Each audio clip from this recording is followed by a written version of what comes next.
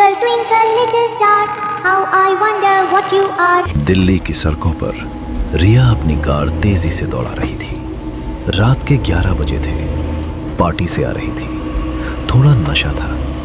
गाड़ी की स्पीड 80, 90, 100। तभी अचानक सामने से धम कुछ टकराया। जोर का झटका लगा। रिया ने ब्रेक लगाई। गाड़ी रुकी। ओह गॉड, ये क्या हो गया? वो गाड़ी से उतरी। सड़क पर देखा, खून के निशान थे, लेकिन कोई नहीं था। तभी प्रिया कुछ ऐसा देखती है जिससे उसकी रूह कांप जाती है। एक औरत पड़ी थी और उसके पास एक छोटा बच्चा, करीब 5 साल का। दोनों खून से लथपथ थे। बच्चे का सिर उसके शरीर से अलग पड़ा था। रिया के हाथ पैर कांपने लगे। दिल जोर जोर से धड़कने लगा। प्रिया डर के मारे वहां से भाग सी, पीछे मुड़कर नहीं देखा। उस रात के बाद रिया को चैन नहीं मिला। उसने अगले दिन ही अपना फ्लैट बदल लिया। नोएडा में एक नया घर लिया। सोचा था कि नई जगह, नई जिंदगी, पुरानी बातें भूल जाएगी। पर वो औरत पड़ी थी, वो खून और उसके पास वो सर कटा बच्चा, एक छोटा, सब कुछ उसकी आंखों के सामने घूमता रहता था। विक्रम, बस एक चीज की कमी है। क्या? आईना। इस घर में एक भी बड़ा आईना नहीं है। मुझे एक एंटीक मिरर लेना है। चलो ना, आज चांदनी चौक चलते हैं। हाँ, कह तो सही रही हो।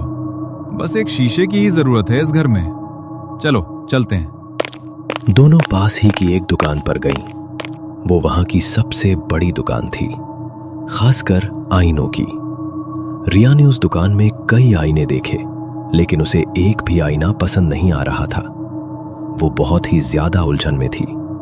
रिया ने निराश होकर कहा, यार, मैंने तो सुना था यहाँ सब कुछ बहुत अच्छा मिलता है, लेकिन जैसा आईना मुझे चाहिए वैसा तो कहीं नहीं है।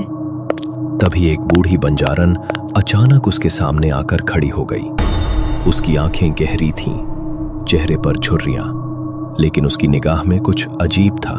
आईना चाहिए ना बेटी, मेरे साथ चल। इतना सुंदर आईना है मेरे पास, तू देख लेगी ना तो तुझे देखते ही पसंद आ जाएगा। सोच के रही है, चल। रिया और विक्रम उस बंजारन के साथ उसकी दुकान पर आए। दुकान के अंदर का माहौल अलग था। बुझी बुझी रोशनी, अगरबत्ती की एक अजीब सी तेज गंध, दीवारों पर पुराने चित्र और तांत्रिक यंत्र। विक्रम ने धीरे से रिया के कान में कहा, तुम्हें कुछ अजीब सा नहीं लग रहा है यहाँ पे? बंजारन ने तुरंत जवाब दिया, अरे अभी थोड़ी देर पहले अगरबत्ती जलाई थी तो उसी की वजह से ये धुआं हो गया है। उसने एक बड़े कपड़े को हटाया तो सामने एक भव्य आईना निकला। बहुत सुंदर, नक्काशीदार फ्रेम, पुराना लेकिन चमकदार। ये देख बेटी, तेरा आईना कितना तेरे जैसा खूबसूरत।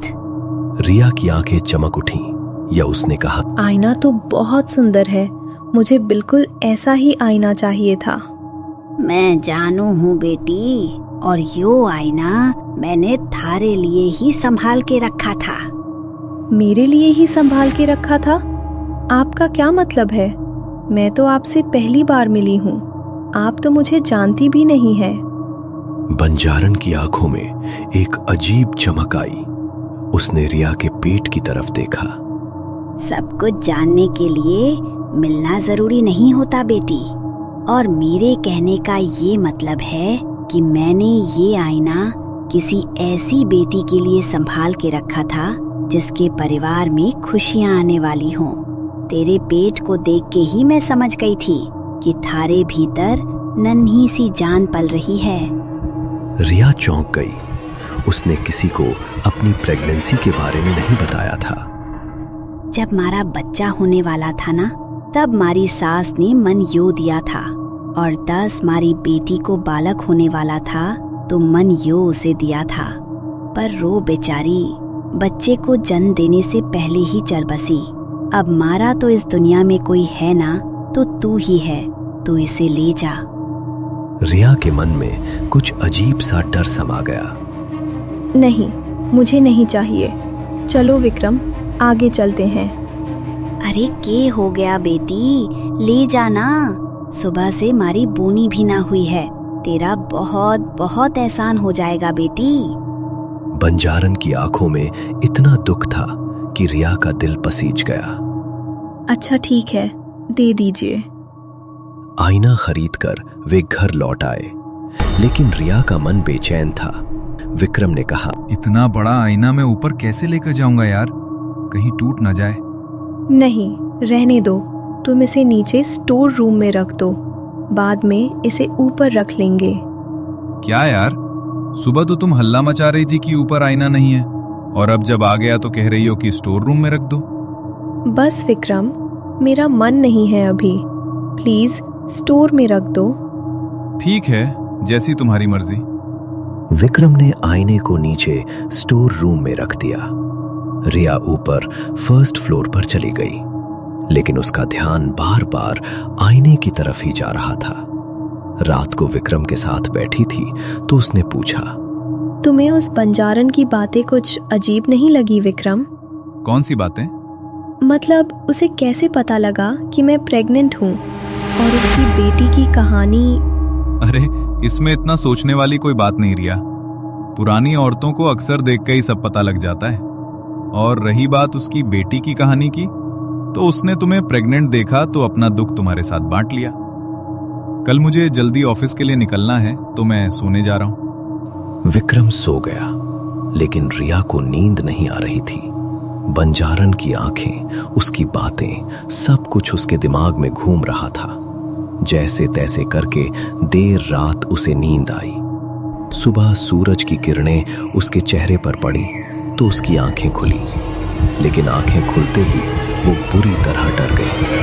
वो आईना ठीक उसके बिस्तर के सामने रखा था। विक्रम, विक्रम! अरे क्या हो गया रिया, तुम इतनी घबराई हुई क्यों, इस तरह चिल्ला क्यों रही हो? ये आईना यहाँ कैसे आया? मैंने आंखें खोली और सामने आईने में देखा तो ऐसा लगा जैसे आईने के उस पार से किसी ने मुझे देखा और फिर कहीं गायब हो गया। विक्रम हंसा। अरे सुबह उठते ही सामने आईना देखोगी तो भ्रम तो हो ही जाएगा ना। लेकिन ये यहाँ कैसे आया? ये आईना मैं इसलिए ऊपर लेकर आया हूँ क्योंकि नीचे स्टोर रूम में चूहों ने हड़कंप मचाया हुआ है। तुमने जो लैंप स्टोर में रखा था ना, वो तो उन्होंने तोड़ दिया। अब आईना ना तोड़ दें, इसलिए शंभू के साथ मिलकर मैं इसे ऊपर लेकर आ गया। और हाँ, अब तुम उठी गई हो तो मेरे लिए नाश्ता बना दो ना प्लीज। रिया ने नाश्ता बनाया। थोड़ी देर बाद विक्रम ऑफिस के लिए निकल गया।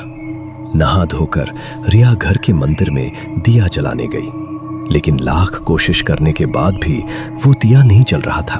अरे ये दिया जल क्यों नहीं रहा है? रिया ने फिर से माचिस जलाई, लेकिन इस बार मंदिर में रखे कपूर ने आग पकड़ ली और लकड़ी के मंदिर में भी आग लग गई। नहीं, नहीं!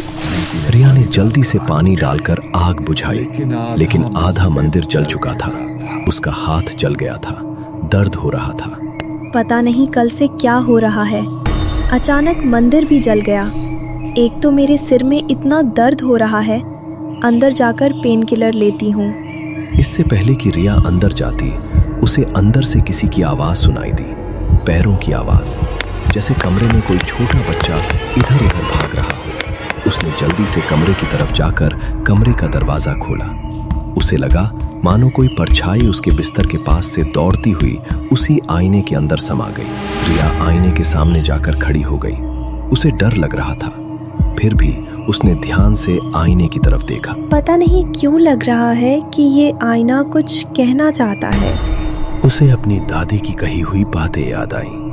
बेटी, आईने के उस पार एक दूसरी दुनिया होती है जहाँ अतृप्त आत्माएं रहती हैं। उसे एक जोरदार झटका लगा, बिजली के झटके जैसा। रिया ने अपना सिर पकड़ा, चक्कर आ रहे थे। वो वापस बिस्तर पर जाकर लेट गई। उसकी प्रेगनेंसी का 3रा महीना चल रहा था। उसे कमजोरी महसूस हो रही थी। शाम को उसके पास विक्रम का कॉल आया। हेलो रिया, यार यहाँ ऑफिस में इमरजेंसी मीटिंग है और ऊपर से गाड़ी भी खराब हो गई है। कोई कैब भी यहाँ आने को तैयार नहीं है। आज रात लगता है मुझे यहीं रुकना पड़ेगा। तुम प्लीज मैनेज कर लेना। ठीक है। रिया पहले ही डरी हुई थी, लेकिन उसने डर को विक्रम के सामने जाहिर नहीं होने दिया। वो चादर ओढ़कर अपने बिस्तर पर आंखें बंद करके लेट गई। घड़ी में रात के 12 बज गए थे, लेकिन अभी तक उसे नींद नहीं आई थी। थोड़ी देर बाद उसकी हल्की आंख लग गई, लेकिन तभी उसके कानों में किसी की फुसफुसाहट की आवाज पड़ी, जैसे कोई छोटा बच्चा बड़ी ही भयानक आवाज में कोई राइम गाता हुआ उसके पास आ रहा हो। Twinkle, twinkle, little